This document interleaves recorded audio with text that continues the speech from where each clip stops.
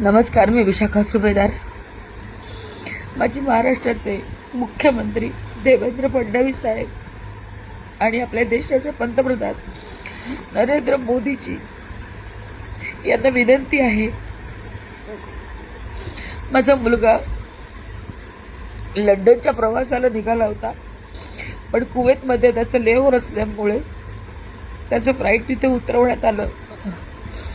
पण गेले 4 दिवस एअर स्पेस नसल्यामुळे सगळ्या देशाला माहिती विमानं रद्द केली आणि माझा मुलगा गेली 4 दिवस कुवेतमध्ये अडकला आहे.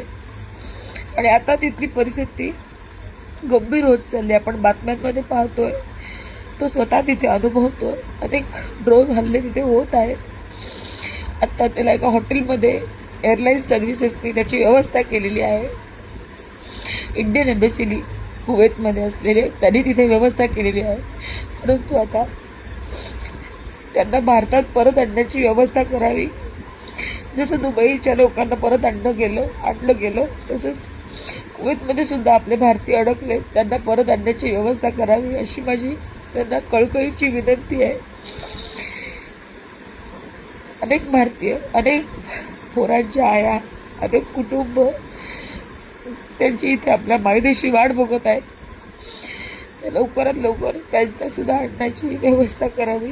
आमच्या मुलांची काळजी घ्यावी एवढीच विनंती सरकारला आणि आपल्या भारताच्या पंतप्रधानांना यांना मी करत आहे.